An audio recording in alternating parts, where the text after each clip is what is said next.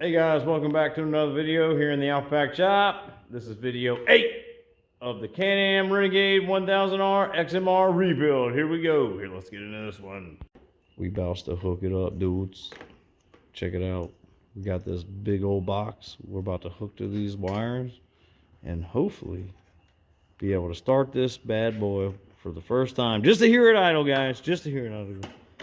With this primary on there. I know the belt's not on or secondary, but we're gonna start it anyway. So once this is all connectified, we're about to hit that button over there. Here we go. Well, we were gonna start it, but of course, when we turn the key on, gas starts spewing out of every little orifice right here where all these connectors are for the fuel line, where that Y is. Yeah, these little freaking clamps, I guess, were super loose, so I had to grab one of these little handy dandy little tools here that help you tighten those or put those clamps on. I had one, yay! And we tightened down every clamp, and then the ones by the injectors as well got tightened, front and rear, and now we have no leaks. Woohoo! Now we can start it. Here we go. So guys, I threw the primary on and we're gonna hear this sucker run in just a second, I hope. I done primed it. We had a fuel leak, big old fuel leak over here, but we done fixed that, I believe. So we're gonna crank it now. Here we go. Hopefully it'll start up and we won't have no issues. Here we go, let's check it out. It's not getting a good connection. Try that negative. Probably dead. Alright. Yeah, it's not getting a good connection.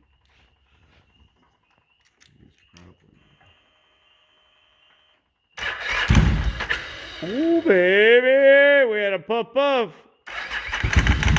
Ooh!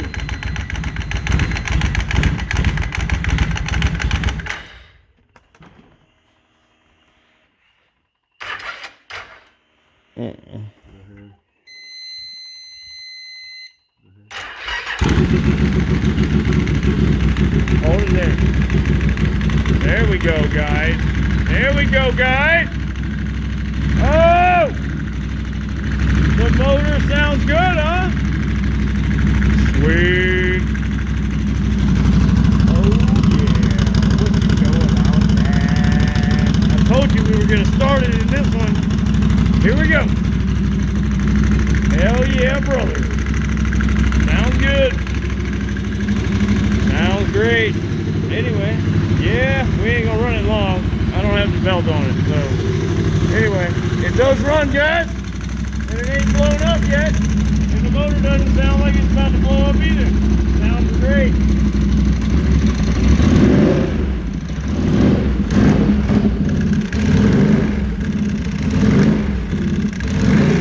There we go. We gave it some gas. It's idling fine. Oh yeah.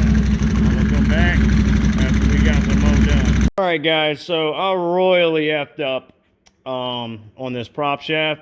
I was gonna use it instead of calling Can-Am parts guy to get a new one and just roll with it, and then if it broke down the road, I was gonna call and get one. But now that I'm looking at it, and I was like, man, why are those grease zerks over here and not in here?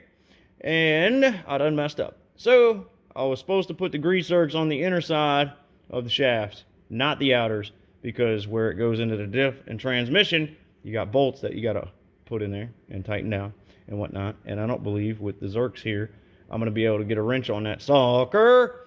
So guys, yeah, I think it's just time to say that and call Can-Am parts guy and get what I need on the way so we can finally put a prop shaft in it, and then I'll deal with this thing later down the road. And hopefully I can remove them joints without destroying them, and down the road either use them for something else or reinstall them with the Zerks in the correct position.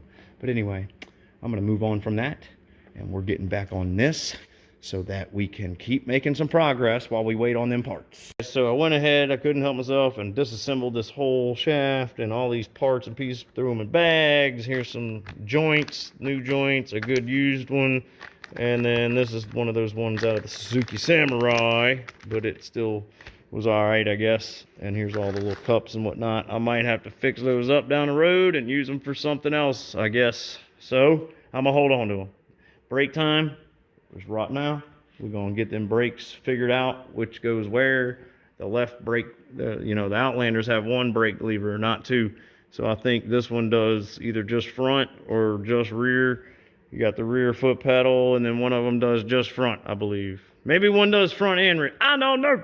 So I'm gonna open up all the caps, and then I'll be able to tell what, you know, where all that fluid down there when I put the new pads in goes. But anyway, I'm gonna hop on that and get that knocked out. And then we're gonna do the front also. Guys, seems like everything on this bike is messed up in some way, shape, or form. Check out that caliper piston right there. It got ate up. I guess the brake pads were worn through and they just kept on going and it started eating this all up. I guess the rotor was hitting that. So I'm gonna have to clean all this up with a couple files and make sure it's all flat so that the new pads will go in, and then it should be good.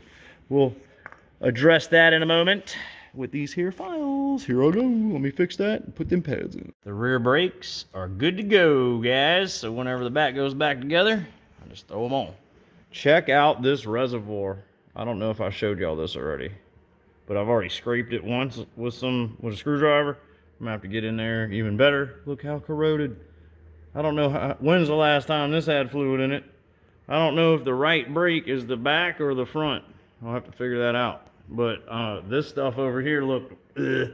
So I'm soaking it up with some paper towels. This had some dirt down in it, I could tell. So I'm gonna clean all the reservoirs out and put all fresh new fluid, and then we're moving to the front. So I'm about to remove these. Oh my gosh, look how thin that is. Looks like this pad is about gone, son. Look at that. It looks like a razor knife. It's so thin. Anyway, and I know we got a hub bearing to change it as well. Hopefully this side stays good because I only have one more. This one feels good though. Hopefully when they change that axle, maybe they change that bearing. But we'll see how that brake pad looks. It looks a lot better than the other one. But yep, we're about to hit that. Let's tear that apart and see what this all looks like. Here we go. All right, so I got everything removed. Came apart pretty good. No stuck axle bearings and whatnot. Didn't have to cut any inner races out. Got my son to clean this all up for me. I'm gonna have him do that. I got the knuckle over here. I got the bearing out.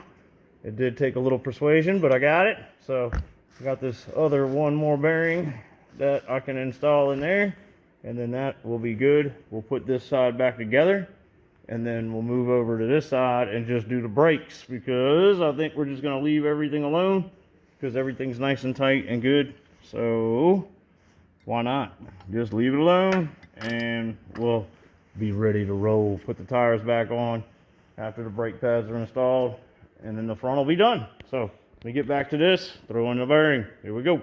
Then I forgot to mention here, guys, check out this battery post. Before, I don't know if I showed y'all, this was broke. So what I did was I cut another one off of another battery, and then we liquefied a bunch of fishing weights, and then we had a bunch of tape around this that, what is it, aluminum foil tape, and it made like a funnel, and I dumped it through that hole, and then it filled it all the way up down in there. Yeah, boy. So we got a good battery again. It's got great connection. I think we're golden. So I'm gonna put a bolt through that sucker, and we'll have some juice. Y'all still here? Well, good. Hey, just want to tell you, thank you for watching. I really do appreciate it. And if you could, hit that like and subscribe, bell for notifications. And also, there's that comment section down below. Y'all could ask me anything you need.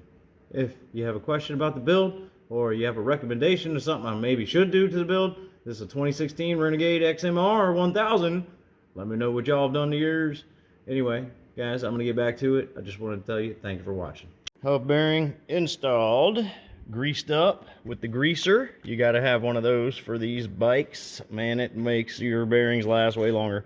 I have a caliper over here because the one over here on this front right, guys, it is done, son. I don't know if you can see that piston caliper, the piston right there. It is way ate up, so, and at a way bad angle. So we are going to replace this whole unit because I have a spare. Yep. and then we're gonna move on after that's all back together to this side. And I think we're just gonna change out the brakes. So let me throw this side back together and then I'll come back. Check out this old caliper that was on here, guys. That's a little womped, I think. Jeez, look how much material's there. It ate up that much. That's the end of the piston, the caliper piston. That's nuts. I stripped it down, and then this is the extra one I have. So I changed a boot or two, and we're gonna put everything on here that I need, and that's what's gonna go on this front right rotor. So I'm gonna go ahead and finish putting that together, throw that on. There was no brake fluid coming out of that line, so that must mean that's this reservoir that looks like dirt. Ugh. We'll clean that up too. So let me get to that, and then we'll do the other side's pads. Front brakes, got them all mounted back up and good to go with new pads. Yay! Now I get to clean this up, and then we'll put some new fluid down in there and hope when we bleed the front brakes, it comes out of there. So here we go. We have front brakes. Yeah, boy. So they're bled, good to go. Liam helped me because that far side over there is hard to get to. But yep, shot a bunch of crap out of that one. And we bled this one as well. And everything is like it's supposed to be. All right, so that's all done. I just took the skid off. I didn't know I had to do that to get to the drain plug, which is somewhere up under here. I don't know if y'all can. Oh, wait, there it is. Oh, yeah. All right, good. Because on my other bikes, the front diff drain plug is down there, but this doesn't have that. So I'm going to drain that fluid, and we'll see what that looks like. Hopefully they've kept up with that, but we'll find out in just a minute. Here we go. Let's drain it. Front diff, good to go. Here's the fluid that come out of it. It looks a little bit nasty, guys, I will say. Look how nasty it is and all the material down in there. Well, it's got fresh, good stuff in it now. See a couple of sparklies and whatnot. Hopefully that front diff's good. But we're going to run it. Anyway, on to the next one. I'm going to drain that fluid. Shake them seals out because I have the CV axle seals. And I'm waiting on a seal kit that's going to have this pinion seal. And then we'll change that and put some fresh fluid in that one. Here's the weights. Front diff gets the 75/90, and the rear diff and the transmission gets 75/140 full synthetic. And I use the Valvoline. Anyway, here we go. Well, guys, I'm gonna have to stop this one off here because I can't exactly even get into my shop right now to even finish this damn bike due to some personal shit going on at my house with my stupid ass stepdad. So until I get that all figured out and remedied, yeah, we're gonna have to put a pause on this whole build. But hopefully soon it'll all get remedied and get fixed, and I'll be back in the shop doing what I do, working on some stuff, turning them wrenches. But until then, guys, if y'all would, please hit that like and subscribe, hit that bell for notifications, and I'm going to see y'all in the next video. Y'all take it easy.